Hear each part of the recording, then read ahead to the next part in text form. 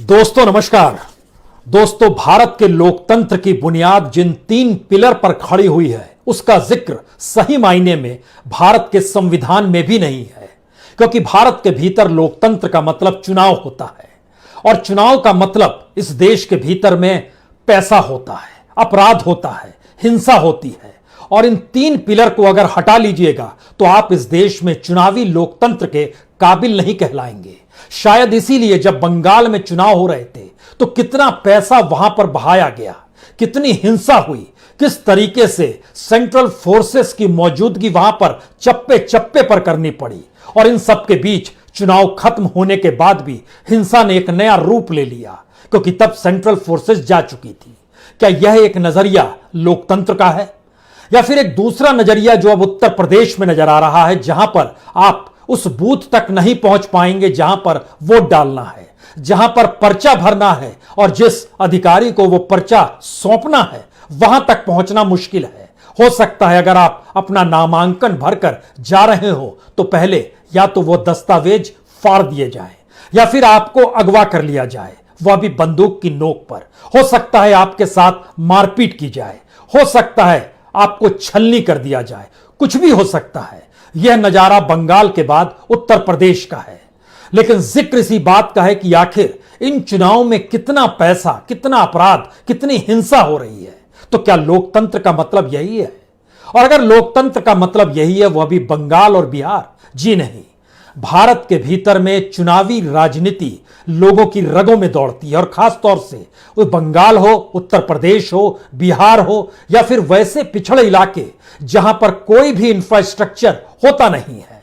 सारे इंफ्रास्ट्रक्चर राजनीति की गलियारों में घूमते फिरते रहते हैं, और जिसे जिस इंफ्रास्ट्रक्चर का लाभ लेना हो वह उस सियासी गलियों में घूमकर सत्ता के सामने नतमस्तक होता है, और सत्ता मेल मिलाती है कि उसकी जाति से सामने वाला जो मांग रहा है वो जाति फिट बैठती है या नहीं, उसके जरिए पैसे की उगाही कितनी हो सकती है।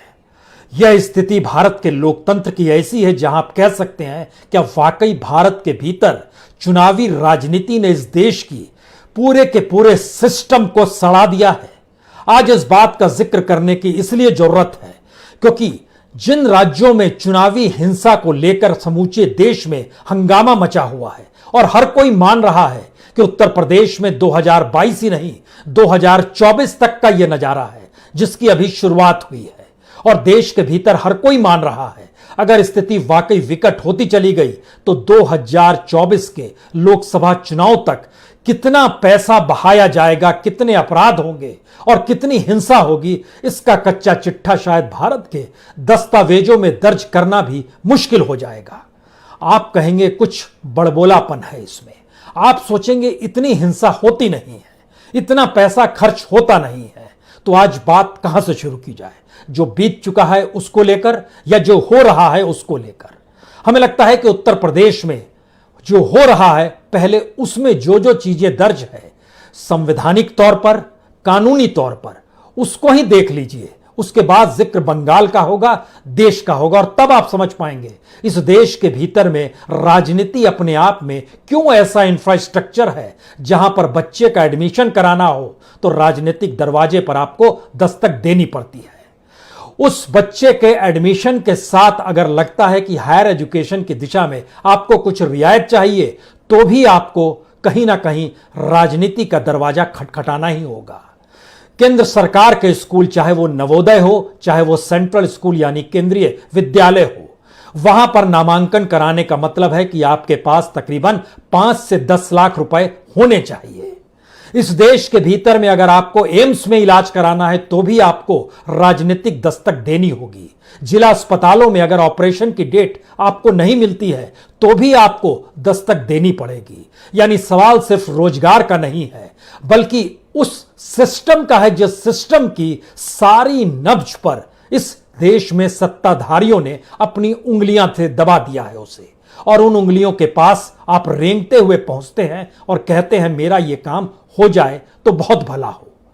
यानी इस देश में बतौर नागरिक कोई ऐसा सिस्टम नागरिकों के लिए बनाया ही नहीं गया जिसमें राजनीतिक तौर पर दखलंदाजी ना होती हो। तो ऐसे में चुनाव के वक्त जिसकी पूंजी लगती है वो बाद में कमाता है, जो अपराध करता है वो बाद में अपराध मुक्त हो जाता है। जो हिंसा करता है उसके ऊपर कोई केस दर्ज नहीं होता है। पश्चिम बंगाल के चुनाव में 250 करोड़ रुपए से ज्यादा की अवैध मादक द्रव्य, कैश, गोल्ड सब कुछ जब्त किए गए, लेकिन एक व्यक्ति को भी नहीं पकड़ा गया जिसे कोई सजा हो पाए। पॉलिटिकल पार्टी ने कितना वहां पर बजट रखा और कितना बहा दिया, यह भी एक अजीबोगरीब परिस्थिति है। लेकिन आइए सबसे पहले, हमें लगता है इस देश की सियासत के पास कितनी पूंजी है, इस कल्पना के बाहर है। और इस कल्पना के बाहर की परिस्थितियों को समझने के लिए हमको लगता है उत्तर प्रदेश की आज उन स्थितियों को समझ लीजिए जिसकी हिंसा को लेकर हर कोई बेचैन हो चला और कह रहा है यह होती है राजनीति, यह होती है सियासत, इस तरीके से सत्ता पाई जाती है। वह भी लोकसभा और विधानसभा के लिए नहीं, बल्कि पंचायत स्तर पर, गांव स्तर पर, जिला स्तर पर। तो जरा समझिए इसको। इस देश में उत्तर प्रदेश सबसे बड़ा राज्य है। लगभग 22 करोड़ की जनसंख्या, यूरोप के कई देश इसके भीतर समा जाए। और उस उत्तर प्रदेश के भीतर में जो वार्ड मेंबर्स की संख्या, उस 75,000 वार्ड मेंबर्स, इनको भी चुना जाना है। इनको प्रचार के लिए हर को दिया जाता है, आपको 10,000 रुपए आप खर्च कर सकते हैं। तो 75,000 सदस्य जो वार्ड मेंबर होंगे, अगर 10-10 हजार खर्च कर कर जीते हैं, अभी हम उनके साथ जो सामने खड़ा है उसका खर्च नहीं जोड़ रहे हैं, अगर वो 10-10 हजार दे रहे हैं तो यह भी 75 करोड़ हो जाता है। उसके बाद आइए ग्राम प्रधान, इनकी संख्या उत्तर प्रदेश में 58,000 है। यह भी प्रचार के लिए 10,000 रुपए, इनकी भी सीमा निर्धारित है। उसमें बैठिएगा तो तकरीबन 58 करोड़ ये हो गए। 825 क्षेत्र पंचायत के जो हेड है, जिसको लेकर अभी चुनाव भी चल रहा है, उसमें भी 10,000 रुपए एक सीमा है, इतना ही प्रचार पर आप खर्च कर सकते हैं। यानी 82 लाख 50,000 रुपए आप खर्च कर सकते हैं। इसके बाद आइए जो हम लोगों ने जिला स्तर पर जिला पंचायत वार्ड मेंबर्स को देखा है, हर के लिए 1.5 लाख रुपया एक कैंडिडेट प्रचार के लिए खर्च कर सकता है। हम ये मानकर चल रहे हैं कि सिर्फ जीतने वाला ही खर्च कर रहा है, अभी जीतने वाला या उसके सामने खड़ा हुआ सदस्य ही खर्च कर रहा है 1.5 लाख रुपए। 3,050 जिला पंचायत वार्ड मेंबर, यानी तकरीबन 45 करोड़ 75 लाख रुपए, इसमें एक एक सदस्य जो जो जीते हैं उन्होंने खर्च किया, तो जोड़ने पर इतना आता है। इसके अलावे 75 जिला अध्यक्ष, हर को 1.5 लाख की रेंज है, वो प्रचार कर सकता है, यानी तकरीबन 1 करोड़ 12 लाख 50 हजार। यह सबको जब जोड़िएगा, सिर्फ इतने सदस्य जो जीते हैं, कुछ कल तक रिजल्ट आ जाएगा, कुछ जीतेंगे जो कि क्षेत्र पंचायत के हेड होंगे, इन सब को मिला दीजिएगा तो टोटल खर्चा जो निकल कर आएगा वो तकरीबन 180 करोड़ का होगा। हर एक एक सीट पर एक एक सदस्य ले, और हम ये मानकर चल रहे हैं कि उसके सामने जो भी विपक्ष का होगा उसने भी कम से कम एक न्यूनतम राशि तो खर्च की होगी।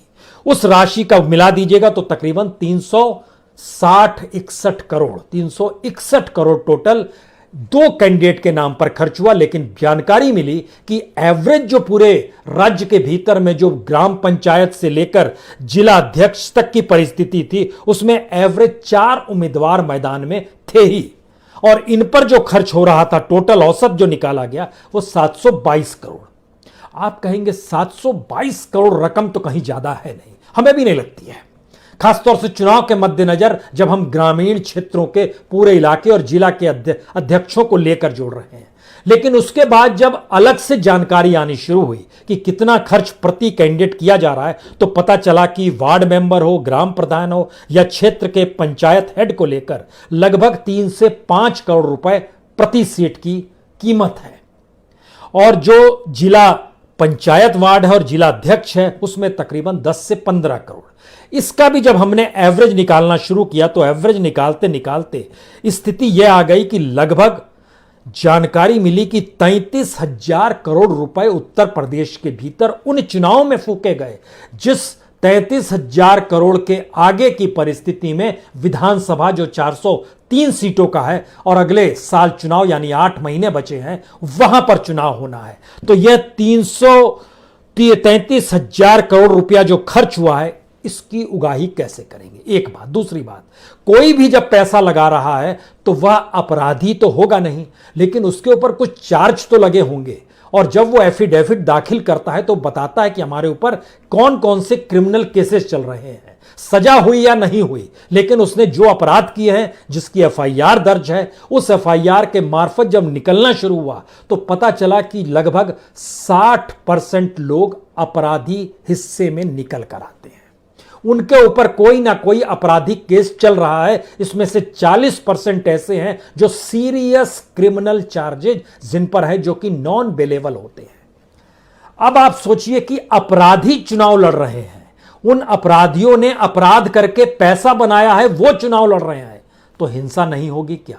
लेकिन यही तो लोकतंत्र है और यही लोकतंत्र का मिजाज है। क्योंकि जब हम उत्तर प्रदेश के चुनाव देखते हैं 403 सीट पर, और 2017 की जानकारी निकल कर आई कि इलेक्शन कमीशन ने प्रति कैंडिडेट 25 लाख रुपए चुनाव प्रचार के लिए दिए थे। इसको जब जोड़ा गया 4 कैंडिडेट एक सीट पर, तो पता चला तकरीबन 400 करोड़ रुपए प्रचार पर खर्च हुए। लेकिन जो एडीआर की रिपोर्ट आई, जो इलेक्शन वॉच की रिपोर्ट आई, जो सीएमएस की रिपोर्ट आई, उसने बताया कि दरअसल यूपी इलेक्शन में 2017 में वाकई बहुत कम खर्च हुआ, क्योंकि उससे ठीक पहले नोटबंदी हो गई थी और नोटबंदी की परिस्थिति ने वहां पर उस ब्लैक मनी को झटके में बाहर कर दिया। उन नोट का कोई महत्व नहीं रहा। जो नोट घूमता था 500 रुपए का और 1000 रुपए का, जो बांटे जाते थे, खर्च किए जाते थे, इसीलिए जो खर्चा हुआ उत्तर प्रदेश के चुनाव में 2017 में, वह रकम तकरीबन 5,500 करोड़ की रही। और उसमें अगर बाकी उन रकम को जोड़िएगा जो सरकार द्वारा खर्च की गई, तो यह रकम तकरीबन सरकार द्वारा निर्धारित रकम को अगर जोड़िएगा तो तकरीबन 6,500 करोड़ रुपए खर्च हुई। लेकिन इस बार का डाटा डराने वाला है। कहा जा रहा है उत्तर प्रदेश के भीतर में लगभग 20 से 25 हजार करोड़ रुपए फूंके जाएंगे। 403 सीट पर बहुमत चाहिए, पैसा खूब चाहिए, बंदूकें खूब चाहिए, हिंसा खूब चाहिए, अपराधी खूब चाहिए। हम जब इन बातों का जिक्र कर रहे हैं तो हमने शुरू में एक बात कही थी पश्चिम बंगाल को लेकर। पश्चिम बंगाल की हिंसा का शोर पूरे देश में मचा और चूंकि दिल्ली से उठकर पूरी कैबिनेट चली गई थी वहां पर, इसलिए शोर वाकई कहीं ज्यादा था। लेकिन अगर हम आपसे यह कहें कि जो लोग हिंसा कर रहे थे उनमें से कितनों को पकड़ा गया, अगर हम कहें 0, हम अगर आपको यह जानकारी दें कि चुनाव ऐलान से पहले जो हिंसा हुई उस हिंसा की संख्या थी 97 पूरे बंगाल में। जब चुनाव हो रहे थे तो जो दर्ज किए गए उसमें 102 जगहों पर हिंसा हुई और चुनाव के बाद 265 जगहों पर हिंसा हुई। चुनाव के बाद की हिंसा में सबसे ज्यादा 20 लोगों की मौत हुई। हिंसा इतनी ज्यादा हुई और इस तरीके से चुनाव के भीतर हुआ तो एक चीज समझ में आई कि लोगों के लिए चुनाव जीना मरना है। चुनाव में जीते मरते हुए इसलिए महत्वपूर्ण है कि रोजी रोटी उसी पर टिकी हुई है। जिंदगी जीने के दौरान बीमार पड़ जाइएगा तो वह भी सियासी गलियारे से निकलेगा। बच्चा पैदा हो गया, उसका एडमिशन कराना है, वह भी सियासी गलियारे से निकलेगा।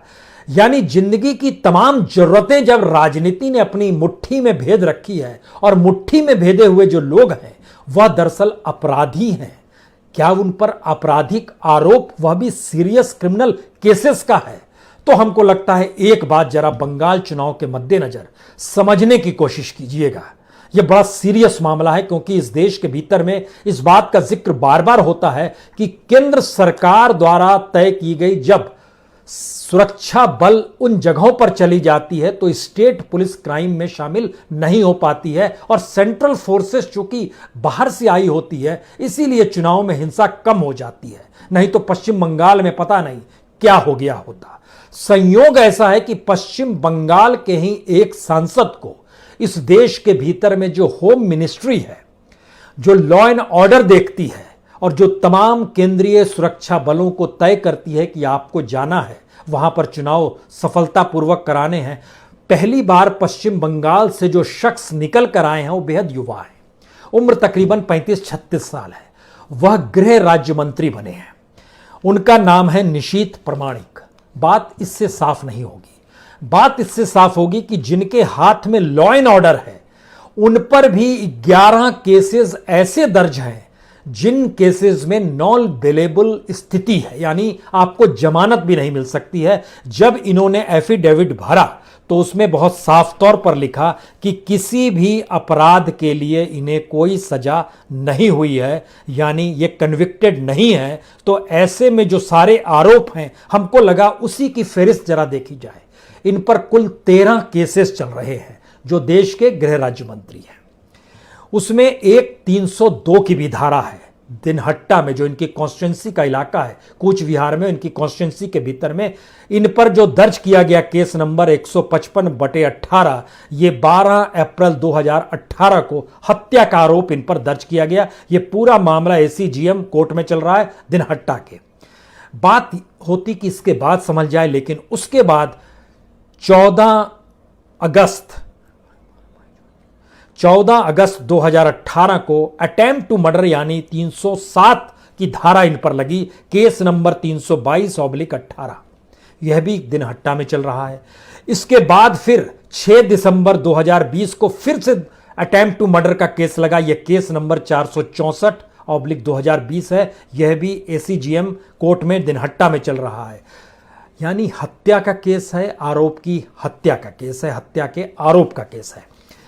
इसके बाद जो हम आपको अब आईपीसी की जिन धाराओं का नाम बताने जा रहे हैं, अब सोचना शुरू कीजिएगा कि कोई धारा चूक गए क्या, यानी देश के गृह राज्य मंत्री वो बने हैं। यह भी दिमाग में रखिएगा, क्योंकि इसके बाद कुछ और बातें आपसे जिक्र की जरूरत है, क्योंकि डेमोक्रेसी के 3 ही पिलर हैं जिसका जिक्र हम आपसे कर चुके हैं: पैसा, क्रिमिनल और वायलेंस।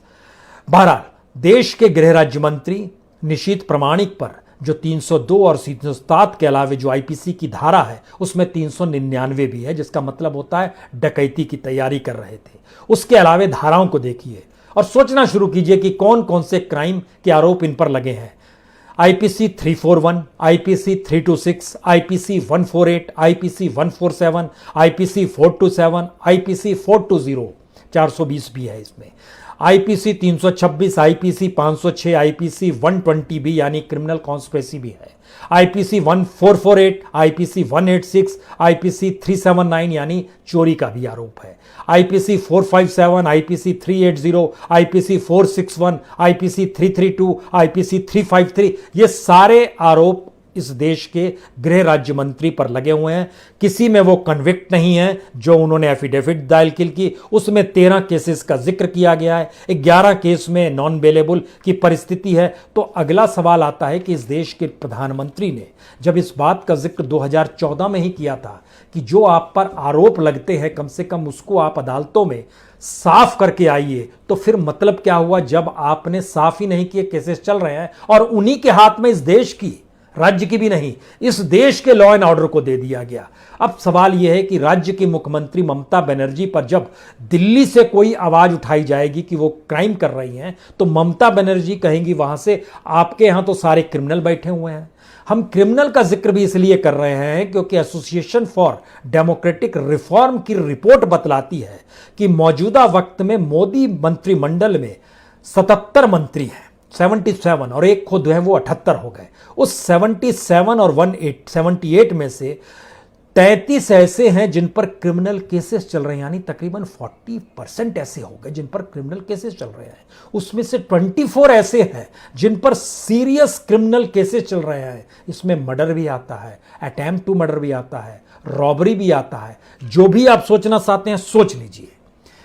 अब सवाल यह है कि जब चुनाव के बीच में हिंसा हो रही है, उस हिंसा को रोकने के लिए जिस राजनीतिक सत्ता वहां पर मौजूद है वह कैसे रोके जी, जब उसे सत्ता ही इस रूप में चाहिए जहां पर अपराधियों का भिड़ंत आपस में हो रहा है। तो पुलिस इसमें क्या करेगी और गवर्नेंस इसमें क्या करेगा, खास तौर से तब जब इस देश के भीतर में अगर आप क्रिमिनोलॉजी देखना शुरू कीजिएगा और लोगों के अपराध के समानांतर इस देश के जो ब्यूरोक्रेट्स हैं उनके जब क्रिमिनल स्थिति को देखना शुरू किया तो उसमें बहुत सारे ऐसे हैं जिन पे करप्शन के चार्ज हैं। इस देश के नौकरशाहों को पता भी नहीं है उनके पास कितनी संपत्ति है।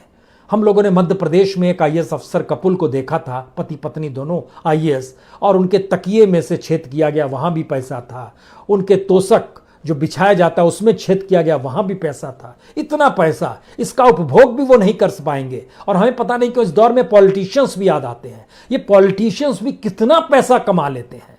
याद कीजिए, हमको लगता है एक नाम का जिक्र आज करना चाहिए, वो इस दौर में हालांकि हम लोग के बीच में नहीं है, लेकिन इस बात का जिक्र बार बार होता है कि प्रमोद महाजन जी के पास जितना पैसा था और उनकी जो ताकत उस समय थी, वो पैसा कहाँ गया? जिसके पास वो पैसा गया वो उसने उस पैसे का क्या किया? ये सारे सवाल हमारे और आपके सामने बड़े ट्रांसपेरेंट तरीके से चलते हैं, लेकिन सवाल है क्या सिस्टम ऐसा बना दिया गया है जहां पर आपको करप्ट होना है? सिस्टम ऐसा बना दिया गया है जहां आपको क्रिमिनल्स के साथ खड़ा होना है? सिस्टम ऐसा बना दिया गया है जहां बिना वायलेंस के हम लोग चुनाव जीतने की परिस्थिति में नहीं आ पाएंगे? सिस्टम ऐसा बना दिया गया है कि ये वायलेंस और सारी स्थिति इस देश के भीतर में एक बार अगर की जाती है तो फिर उसका लाभ सत्ता पाने के बाद उसको मिटाने में की जाती है। क्या ये वाकई एक ऐसी स्थिति है? अगर ऐसी स्थिति है इस देश के भीतर में, तब आखिर में हमको लगता है कुछ सवाल समझने होंगे, क्योंकि ये देश रोजी रोटी के लिए संघर्ष करता हुआ आपको हर राज्य में नजर आएगा। सामाजिक समीकरण यहां पर सत्ता अनुकूल बनाने की दिशा में उनको बांटती है और सामाजिक समीकरण उसी हिसाब से राज्य दर राज्य चलते हैं। जातीय दबंगई इस चुनाव के जरिए ही होती है। यह नहीं होता है कि कोई क्रिमिनल किसी के पास गया और मर्डर कर दिया। राजनीतिक तौर पर उसमें चमक आती है जो जातीय दबंगई होती है। तो यानी सरकारी नौकरी हो, सरकारी विज्ञापन हो, यह दोनों भी अपने आप चीजें नहीं चलती हैं। राजनीतिक सत्ता जिसके पास होगी उसके जरिए निकलेगी, मीडिया तक वो जाएगी, मीडिया के जरिए उस पूंजी का उपभोग जिस भी रूप में होगा, यानी सब धीरे धीरे जो कहीं ना कहीं एक नेक्सस है, जो लोकतंत्र का संविधान में जिन बातों का जिक्र किया गया है कि ये एग्जीक्यूटिव है, ये जुडिशरी है, ये लेजिस्लेटिव है, ये मीडिया है, ये जो अलग अलग पिलर्स बताए गए, ये झटके में इसको नेक्सस में कन्वर्ट कर दिया गया इस डेमोक्रेसी के दायरे में जहां पर चुनाव होना है।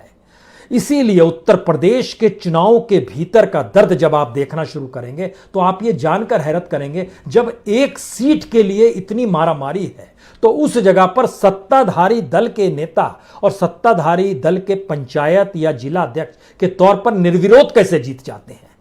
यानी निर्विरोध जीतने के लिए जितनी मशक्कत अधिकारियों को अपने साथ करने, पुलिस को अपने साथ करने में जो खर्च होती है, उसकी रकम बिल्कुल अलग से है। क्योंकि हमने देखा जब इतनी प्रतिद्वंदिता है, उस प्रतिद्वंदिता के भीतर भी आप जिस लड़ाई को लड़ रहे हैं उसमें कैसे यह संभव है कि इतनी बड़ी तादाद में बीजेपी के 334 प्रत्याशी निर्विरोध ब्लॉक प्रमुख निर्वाचित हो गए और आज जो 476 सीटों पर वोटिंग हो रही है वहां जम के हिंसा हो रही है। एक एक सीट पर उम्मीदवार जान लगाने को तैयार है और वहां पर भी हिंसा, पर्चा फाड़ने से लेकर अधिकारी से मिलने ना देने तक की तमाम परिस्थितियां, गाड़ियां फूंक डालना, शीशा तोड़ डालना, बंदूक की जब्ती हो रही है, कोई किसी को अगवा कर रहा है। ये सारे भारतीय समाज की उस क्रूर राजनीति का चेहरा है जहां पर अब भारत का समाज सॉफ्ट नहीं रह पा रहा है, वो बहुत हार्ड हो चला है।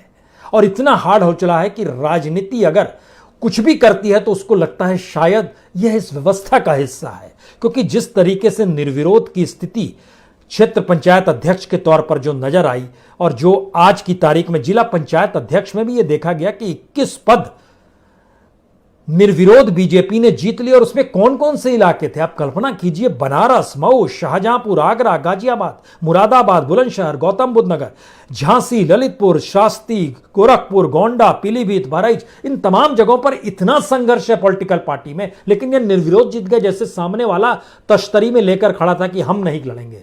तो आप जरा सोचना शुरू कीजिए कि अब यह पूरा नेक्सस कैसे बनता है। सिर्फ पैसा, अपराध, हिंसा, नौकरशाही, पुलिस, पूरा एडमिनिस्ट्रेशन, सबका नेक्सस अगर काम कर रहा है इस लोकतंत्र को जिंदा रखने के लिए, तो यह लोकतंत्र उस खूनी लोकतंत्र की तरह हो चला है जिसके भीतर सिवाय हिंसा और ब्लैक मनी और क्रिमिनलाइजेशन के अलावे कुछ भी नहीं बच पा रहा है।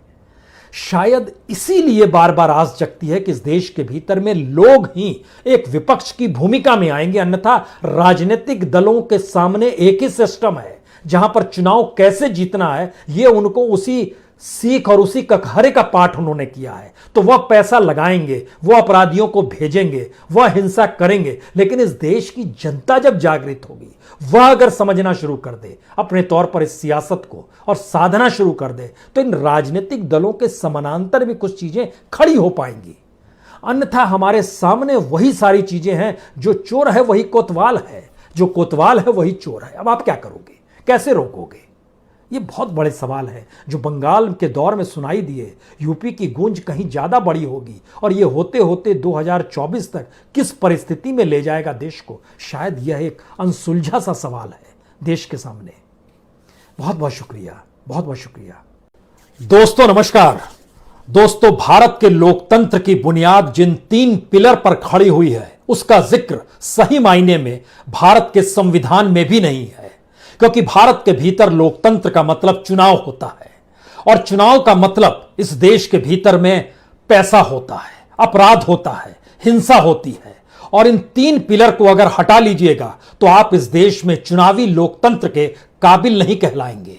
शायद इसीलिए जब बंगाल में चुनाव हो रहे थे तो कितना पैसा वहां पर बहाया गया, कितनी हिंसा हुई, किस तरीके से सेंट्रल फोर्सेस की मौजूदगी वहां पर चप्पे चप्पे पर करनी पड़ी। और इन सब के बीच चुनाव खत्म होने के बाद भी हिंसा ने एक नया रूप ले लिया, क्योंकि तब सेंट्रल फोर्सेस जा चुकी थी।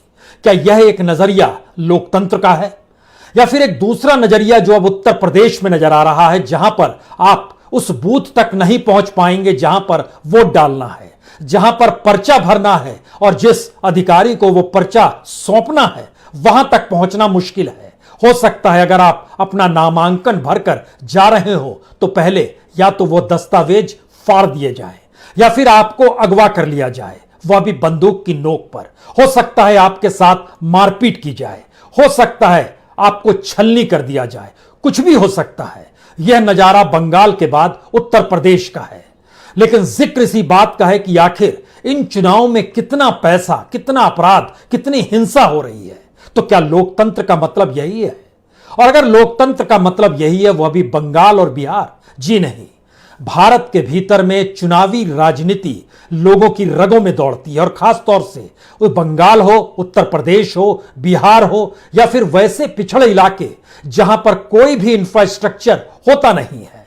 सारे इंफ्रास्ट्रक्चर राजनीति की गलियारों में घूमते फिरते रहते हैं, और जिसे जिस इंफ्रास्ट्रक्चर का लाभ लेना हो वह उस सियासी गलियों में घूमकर सत्ता के सामने नतमस्तक होता है, और सत्ता मेल मिलाती है कि उसकी जाति से सामने वाला जो मांग रहा है वो जाति फिट बैठती है या नहीं, उसके जरिए पैसे की उगाही कितनी हो सकती है। यह स्थिति भारत के लोकतंत्र की ऐसी है जहां आप कह सकते हैं क्या वाकई भारत के भीतर चुनावी राजनीति ने इस देश की पूरे के पूरे सिस्टम को सड़ा दिया है। आज इस बात का जिक्र करने की इसलिए जरूरत है क्योंकि जिन राज्यों में चुनावी हिंसा को लेकर समूचे देश में हंगामा मचा हुआ है, और हर कोई मान रहा है कि उत्तर प्रदेश में 2022 ही नहीं 2024 तक का यह नजारा है जिसकी अभी शुरुआत हुई है, और देश के भीतर हर कोई मान रहा है अगर स्थिति वाकई विकट होती चली गई तो 2024 के लोकसभा चुनाव तक कितना पैसा बहाया जाएगा, कितने अपराध होंगे और कितनी हिंसा होगी, इसका कच्चा चिट्ठा शायद भारत के दस्तावेजों में दर्ज करना भी मुश्किल हो जाएगा। आप कहेंगे कुछ बड़बोलापन है इसमें, आप सोचेंगे इतनी हिंसा होती नहीं है, इतना पैसा खर्च होता नहीं है। तो आज बात कहां से शुरू की जाए, जो बीत चुका है उसको लेकर या जो हो रहा है उसको लेकर? हमें लगता है कि उत्तर प्रदेश में जो हो रहा है पहले उसमें जो जो चीजें दर्ज है संवैधानिक तौर पर, कानूनी तौर पर, उसको ही देख लीजिए। उसके बाद जिक्र बंगाल का होगा, देश का होगा, और तब आप समझ पाएंगे इस देश के भीतर में राजनीति अपने आप में क्यों ऐसा इंफ्रास्ट्रक्चर है जहां पर बच्चे का एडमिशन कराना हो तो राजनीतिक दरवाजे पर आपको दस्तक देनी पड़ती है। उस बच्चे के एडमिशन के साथ अगर लगता है कि हायर एजुकेशन की दिशा में आपको कुछ रियायत चाहिए तो भी आपको कहीं ना कहीं राजनीति का दरवाजा खटखटाना ही होगा। केंद्र सरकार के स्कूल, चाहे वो नवोदय हो, चाहे वो सेंट्रल स्कूल यानी केंद्रीय विद्यालय हो, वहां पर नामांकन कराने का मतलब है कि आपके पास तकरीबन 5 से 10 लाख रुपए होने चाहिए। इस देश के भीतर में अगर आपको एम्स में इलाज कराना है तो भी आपको राजनीतिक दस्तक देनी होगी। जिला अस्पतालों में अगर ऑपरेशन की डेट आपको नहीं मिलती है तो भी आपको दस्तक देनी पड़ेगी। यानी सवाल सिर्फ रोजगार का नहीं है, बल्कि उस सिस्टम का है जिस सिस्टम की सारी नब्ज पर इस देश में सत्ताधारियों ने अपनी उंगलियां से दबा दिया है उसे, और उन उंगलियों के पास आप रेंगते हुए पहुंचते हैं और कहते हैं मेरा यह काम हो जाए तो बहुत भला हो। यानी इस देश में बतौर नागरिक कोई ऐसा सिस्टम नागरिकों के लिए बनाया ही नहीं गया जिसमें राजनीतिक तौर पर दखलंदाजी ना होती हो। तो ऐसे में चुनाव के वक्त जिसकी पूंजी लगती है वो बाद में कमाता है, जो अपराध करता है वो बाद में अपराध मुक्त हो जाता है।